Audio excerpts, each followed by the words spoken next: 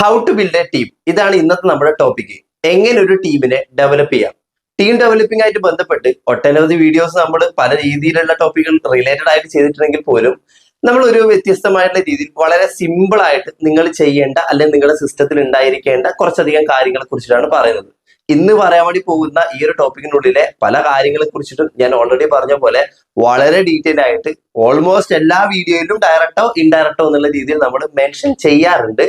എങ്കിൽ പോലും ഒരു ടീം ബിൽഡിങ്ങിന് ആസ്പദമായിട്ടുള്ള രീതിയിലുള്ള ഒരു വീഡിയോ എന്ന് പറയുമ്പോൾ ഈ പറഞ്ഞിരിക്കുന്ന കാര്യങ്ങൾ, ഇനി പറയാൻ വേണ്ടി പോകുന്ന കാര്യങ്ങൾ തീർച്ചയായിട്ടും നിങ്ങൾ ശ്രദ്ധിക്കേണ്ടതാണ്.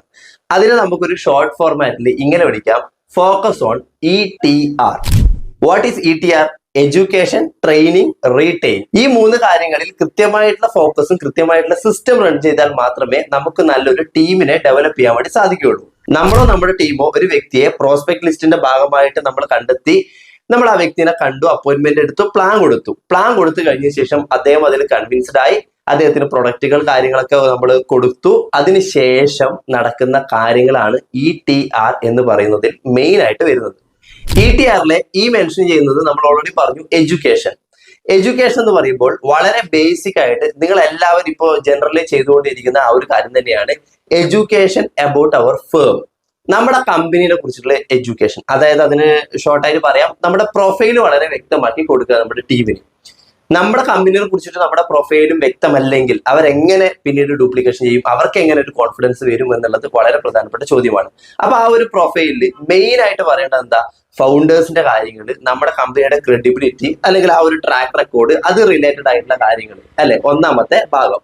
രണ്ടാമത്തെ കാര്യം തീർച്ചയായിട്ടും നമ്മുടെ കമ്പനിയുടെ പ്രൊഡക്റ്റിനെ കുറിച്ചിട്ടാണ്. നമ്മുടെ കമ്പനി സെല് ചെയ്യുന്ന പ്രൊഡക്റ്റുകൾ ഇതൊക്കെയാണ് അതിന്റെ ഡീറ്റെയിൽസ് എന്നുള്ള രീതിയിൽ പ്രൊഡക്റ്റിനെ കുറിച്ചിട്ട്, ഇപ്പൊ വെൽനസ് കമ്പനികളൊക്കെ ആണെങ്കിൽ പ്രൊഡക്റ്റിനെ കുറിച്ചിട്ട് ഒരുപാട് സംസാരിക്കണ്ടാവും, അതിനെ കുറിച്ചിട്ട് ഇൻഡെപ്ത് ഡീറ്റെയിൽസ് അവർക്ക് കൊടുക്കുക. മൂന്നാമത്തെ കാര്യം വരുന്നത് കോമ്പൻസേഷൻ പ്ലാൻ ആണ്. ആ പ്ലാനിനെ കുറിച്ചിട്ട് വളരെ ഭംഗിയായിട്ട് അവർക്ക് മനസ്സിലാക്കി കൊടുത്താൽ മാത്രമേ അവർക്ക് കിട്ടുന്ന റിട്ടേൺ ഓഫ് ബെനിഫിറ്റ്സ് അവർക്ക് അത് ആക്സെപ്റ്റ് ചെയ്യാൻ വേണ്ടി പറ്റുള്ളൂ. അത് ആക്സെപ്റ്റ് ചെയ്താൽ മാത്രമേ അവർ നല്ല രീതിയിൽ ഡ്യൂപ്ലിക്കേഷൻ കാര്യങ്ങളൊക്കെ ഫോക്കസ് ചെയ്ത് തുടങ്ങുള്ളൂ. കാരണം എല്ലാത്തിന്റെ ഒരു ഓവറോൾ ബൈ പ്രൊഡക്റ്റ് ആയിട്ട് കിട്ടുന്നത് മണി തന്നെയാണ് എപ്പോഴും നമ്മുടെ ഒരു മോട്ടിവേഷൻ എലമെന്റിൽ ഒരു പകുതി ഭാഗം അല്ലെ പകുതി മുക്കാൽ ഭാഗത്തോളം നിലനിന്ന് പോകുന്ന ഒരു കാര്യം എന്ന് പറയുന്നത്. അപ്പോൾ ആ ഒരു കോമ്പൻസേഷൻ പ്ലാൻ വളരെ വ്യക്തമാക്കി മനസ്സിലാക്കി കൊടുക്കുക എന്നുള്ളതും ഈ പറഞ്ഞിരിക്കുന്ന ആദ്യത്തെ പോർഷനിൽ തന്നെ കൊടുക്കേണ്ട വളരെ ബേസിക് ആയിട്ടുള്ള സ്റ്റെപ്പുകളാണ്, കമ്പനി പ്രൊഫൈൽ ഉൾപ്പെടുത്തേണ്ട കാര്യങ്ങളാണ്. എഡ്യൂക്കേഷനിലെ രണ്ടാമത്തെ സ്റ്റെപ്പാണ് ഇൻഡസ്ട്രി. എന്താണ് ഇൻഡസ്ട്രി?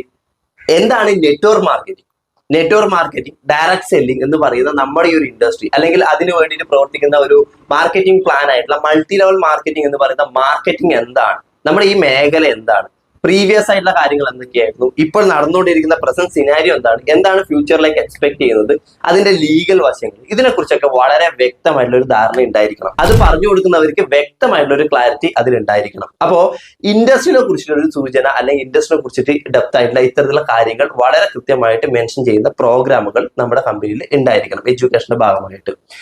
രണ്ടാമത്തെ കാര്യം, ആ ഇൻഡസ്ട്രിയിൽ നമ്മൾ എങ്ങനെ പുതിയ സെയിൽസ് ആൻഡ് മാർക്കറ്റിംഗ് സ്ട്രാറ്റജീസ് ഉപയോഗിച്ചുകൊണ്ട് സെയിൽ എടുക്കണം, ക്ലോസിംഗ് ചെയ്യണം, അല്ലെങ്കിൽ പുതിയ ബിസിനസ് ഓപ്പൺ ചെയ്യിപ്പിക്കണം, സ്റ്റാർട്ട് ചെയ്യിപ്പിക്കണം. ഈ കാര്യങ്ങളാണ് വളരെ കൃത്യമായിട്ട് കമ്പൈൻ ചെയ്ത് പറഞ്ഞു കൊടുക്കേണ്ടത്. ഇൻഡസ്ട്രിയെ കുറിച്ച് മാത്രം പഠിപ്പിച്ചു കൊടുത്തോണ്ട് കാര്യമില്ല, നമ്മൾ നിൽക്കുന്ന ആ ഇൻഡസ്ട്രിയും കമ്പനിയും റിലേറ്റഡ് ആയിട്ട് എങ്ങനെ പുതിയ സെയിൽസ് ആൻഡ് മാർക്കറ്റിംഗ് പ്ലാൻ അവതരിപ്പിക്കണം, അതിനൊരു ആക്ഷൻ പ്ലാൻ നമ്മൾ തീർച്ചയായിട്ടും നമ്മുടെ ടീമിന് ഉണ്ടാക്കി കൊടുക്കണം.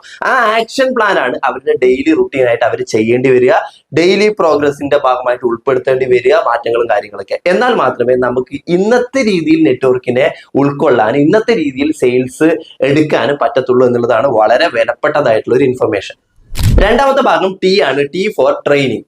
ട്രെയിനിങ് എന്ന് പറയുമ്പോൾ ആദ്യത്തെ ഭാഗമായിട്ട് എഡ്യൂക്കേഷൻ റിലേറ്റഡ് ആയിട്ടുള്ള ഭാഗമായിട്ട് ബന്ധമുണ്ടെങ്കിലും നമുക്ക് സെപ്പറേറ്റ് ആയിട്ട് ഒന്നും കൂടെ പറയാം. നമ്മൾ പറഞ്ഞതിലെ ആദ്യത്തെ ഭാഗത്തിലെ രണ്ടാമത്തെ പോർഷനിലേക്ക് പോയി കഴിഞ്ഞാൽ വളരെ കൃത്യമായിട്ട് പറഞ്ഞിട്ടുണ്ട് ഇൻഡസ്ട്രിയിൽ എന്താ സെയിൽസ് മാർക്കറ്റിംഗ് അതിൻ്റെതായിട്ടുള്ള പുതിയ രീതിയിൽ ആക്ഷൻ പ്ലാനും കാര്യങ്ങളൊക്കെ ഡെവലപ്പ് ചെയ്യണം അല്ലെ.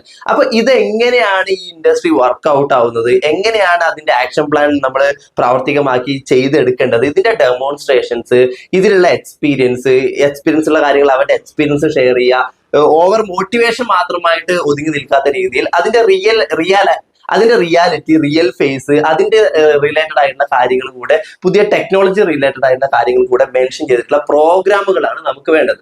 അതിൽ തന്നെ വളരെ ബേസിക് ആയിട്ടുള്ള പ്രോഗ്രാം ആണ് ഓപ്പർച്യൂണിറ്റി പ്രസന്റേഷൻ പ്രോഗ്രാം. വീക്കിലി 2 ദിവസം അല്ലെങ്കിൽ വീക്കിലി 3 ദിവസം എന്നുള്ള രീതിയിൽ opportunity presentation program, 2 day training program, ആ രീതിയിൽ 1 ഡേ ട്രെയിനിങ് സെഷൻസ്, ഇതൊക്കെ 2 മാസം കൂടുമ്പോഴോ അല്ലെങ്കിൽ എല്ലാ മാസവും നടത്തുന്നത് നന്നായിരിക്കും. നമ്മുടെ പ്രസന്റേഷൻ പ്രോഗ്രാം എന്ന് പറയുമ്പോൾ ഓൺലൈനോ ഓഫ്ലൈനോ ആയിട്ട് ആഴ്ചയിൽ 1, 2, 3 തവണ ഉണ്ടെങ്കിൽ ഏറ്റവും ബെറ്റർ ആയിട്ടുള്ള ഒരു ഓപ്ഷൻ അത് തന്നെയാണ്. അതിലൂടെ കമ്പനിയുടെ പ്രൊഫൈലും കാര്യങ്ങളൊക്കെ ഈ വന്നിരിക്കുന്ന ടീമിൽ ഇനി അസോസിയേറ്റ് ചെയ്യാൻ വേണ്ടി പോകുന്ന ആളുകൾക്കും മൊത്തത്തിലുള്ള ടീമുകൾക്കും കൃത്യമായിട്ട് അപ്ഡേഷനും കാര്യങ്ങളും കിട്ടി പോരാൻ അത് ഉപകരിക്കുന്നതാണ്. ട്രെയിനിങ്ങിന്റെ രണ്ടാമത്തെ ഒരു പോർഷൻ ആണ് സെലിബ്രേഷൻ പ്രോഗ്രാംസ് എന്ന് പറയുന്നത്. അതും ഇൻഡയറക്റ്റ് നോക്കിക്കഴിഞ്ഞാൽ ഒരു ട്രെയിനിങ് സെഷൻ തന്നെയാണ്. എന്തിന്റെ ട്രെയിനിങ് ആണ്? ശരിക്കും പറഞ്ഞാൽ നമ്മുടെ ഒരു മൈൻഡിനെ മാനേജ് ചെയ്യാനുള്ള ഒരു ട്രെയിനിങ് ആണ്, അല്ലെങ്കിൽ മൈൻഡിനെ റിലാക്സ് ആക്കാനുള്ള ഒരു ട്രെയിനിങ് ആണ്, അല്ലെങ്കിൽ കുറച്ചധികം മോട്ടിവേഷൻ എലമെന്റ്സ് കിട്ടുന്ന രീതിയിലുള്ള ഒരു ട്രെയിനിങ് ആണ് നമ്മുടെ സെലിബ്രേഷൻ പ്രോഗ്രാംസ്. കമ്പനിയുടെ സെലിബ്രേഷൻ പ്രോഗ്രാംസ്, നിങ്ങളുടെ ടീമിന്റെ സെലിബ്രേഷൻ പ്രോഗ്രാംസ് പ്രോപ്പർ ആയിട്ട് പ്ലാൻ ചെയ്യുക, പ്രോപ്പർ ആയിട്ട് ചാർട്ട് ചെയ്യുക. അത് എങ്ങനെയെന്നുള്ള രീതിയിൽ നിങ്ങൾ തന്നെ ഡിസൈൻ ചെയ്യുക. അത് മന്ത്ലി ബേസ് ആവാം, 6 മന്ത് കൂടുമ്പോഴാവാം, ഇയർലി കൂടുമ്പോഴാവാം, ഏത് രീതിയിലാണെങ്കിലും നിങ്ങൾ അതിനനുസരിച്ച് ചാർട്ട് ചെയ്യുക. കുഞ്ഞു കുഞ്ഞു സെലിബ്രേഷൻസ് അപ്പൊ തന്നെ അച്ചീവ് ചെയ്ത ആളുകളായിട്ട് ബന്ധപ്പെട്ടിട്ട് അത് ചെയ്ത് കഴിക്കുന്നത് തന്നെയാണ് ഏറ്റവും ബെറ്റർ ആയിട്ടുള്ള ഒരു കാര്യം. അത് പിന്നത്തേക്ക് വെക്കാതിരിക്കുക, അല്ല പിന്നീട് വീണ്ടും കൊടുക്കാൻ വേണ്ടി പറ്റുന്ന ഓപ്ഷൻസ് ഉണ്ടല്ലേ. അപ്പോൾ അതാത് സമയത്തെ സെലിബ്രേഷൻസിന് അതാത് സമയത്തെ ഒരു ചാർട്ട് റെഡിയാക്കുക. 6 മന്ത് കൂടുമ്പോൾ അല്ലെങ്കിൽ ഇയർലി കൂടുന്ന സെലിബ്രേഷൻസ്, കമ്പനിയുടെ സെലിബ്രേഷൻ പ്രോഗ്രാമുകളിൽ നമ്മൾ നമ്മുടെ ടീമിനെ കൃത്യമായിട്ട് പങ്കെടുപ്പിക്കുക. മൂന്നാമത്തെ കാര്യം R ഫോർ റീറ്റെയിൽ അല്ലെ. നമ്മൾ ഓൾറെഡി സംസാരിച്ചു കഴിഞ്ഞു. റീറ്റെയിൽ എന്ന് പറയുമ്പോൾ continuation of all these systems, അതായത് നമ്മൾ ഈ പറഞ്ഞിരിക്കുന്ന എല്ലാ രീതിയിലെ സിസ്റ്റവും വളരെ കൃത്യമായിട്ട് സിസ്റ്റമാറ്റിക് ആയിട്ട് കണ്ടിന്യൂ ചെയ്യുക എന്നുള്ളതാണ് റീറ്റെയിലിന്റെ ഭാഗമായിട്ട് ഉൾപ്പെടുത്തേണ്ടത്. അതായത് ഈ ഒരു സൈക്കിള് ഒരു ടീമിന് കൊടുത്തു, അവരുടെ ഭാഗമായിട്ട് വരുന്ന പുതിയ രീതിയിലുള്ള ഡിസ്ട്രിബ്യൂട്ടേഴ്സ് കാര്യങ്ങളൊക്കെ തന്നെ നമ്മളുടെ ടീമിലുണ്ടാവും. അപ്പൊ അവർക്കും ഇത് റിപ്പീറ്റഡ് ആയിട്ട് ഇതേ സൈക്കിള് തുടർന്ന് പോവുക, എഡ്യൂക്കേഷനും ട്രെയിനിങ്ങും റിലേറ്റഡ് ആയിട്ട് പറഞ്ഞ കാര്യങ്ങളെല്ലാം തന്നെ. അങ്ങനെ ഈ ഒരു സിസ്റ്റം കൂടെ റിപ്പീറ്റ് ചെയ്യുമ്പോൾ ആ ടീമിനെ മൊത്തത്തിൽ നമ്മൾ എന്താ ചെയ്യുന്നത്? റീറ്റെയിൻ ചെയ്യുക, നിലനിർത്തുക എന്നുള്ളതാണ് പറയാം.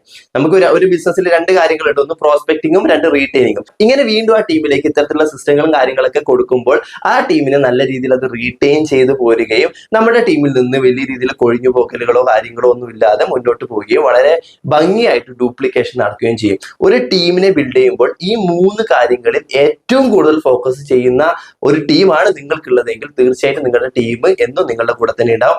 നല്ല രീതിയിലുള്ള സെയിൽസും കാര്യങ്ങളൊക്കെ അച്ചീവ് ചെയ്ത് നിങ്ങളുടെ റാങ്കും എല്ലാ രീതിയിലും അപ്ഡേറ്റ് ചെയ്യുന്നുണ്ടാവും. നിങ്ങളുടെ ഇൻകവും നല്ല രീതിയിൽ വർദ്ധിക്കുന്നുണ്ടാവും. അപ്പോൾ ഇതൊന്നും ഫോക്കസ് ചെയ്യാതെ, അല്ലെങ്കിൽ ഇതിൽ ഏതെങ്കിലും ഒരു പോർഷനിൽ എന്തെങ്കിലുമൊക്കെ മാനിപ്പുലേഷൻസോ എന്തെങ്കിലുമൊക്കെ ഇല്ലീഗാലിറ്റിയോ ഒക്കെ കാണിച്ച് തീർച്ചയായിട്ടും നിങ്ങളുടെ കയ്യിൽ നിന്ന് ഏതെങ്കിലും ഒരു ദിവസം എല്ലാം കൈവിട്ട് പോകുന്ന ഒരു സിറ്റുവേഷൻ വരും. അതിന് ഏത് ലീഡർ ആണെങ്കിലും ഏത് കമ്പനി ആണെങ്കിലും അത് സംഭവിക്കുക തന്നെ ചെയ്യും. വളരെ ഓപ്പൺ ആയിട്ട് പറയുകയാണെങ്കിൽ ഇതിനു മുമ്പ് നമ്മൾ ഇത്തരത്തിലുള്ള കാര്യങ്ങളെല്ലാം തന്നെ പറഞ്ഞിട്ടുണ്ട്. അപ്പൊ ഫോക്കസ് ചെയ്യേണ്ടത്, അത് ഫോക്കസ് ചെയ്യാത്ത പക്ഷം ആരാണെങ്കിലും വീഴുക തന്നെ ചെയ്യും. അപ്പൊ നിങ്ങൾ ഇത്തരത്തിലുള്ള കാര്യങ്ങളൊന്ന് ഫോക്കസ് ചെയ്യുക, ഇത്തരത്തിലുള്ള കാര്യങ്ങൾ ടീം ലീഡേഴ്സ് ആയിട്ട് ഡിസ്കസ് ചെയ്യുക. ഇത് പ്രോപ്പർ ആയിട്ട് റൺ ചെയ്യുന്നുണ്ട് എന്നുള്ളത് റീചെക്ക് ചെയ്യുക, റീ ഇവാലുവേറ്റ് ചെയ്യുക, മുന്നോട്ടേക്ക് പോവുക. That's all.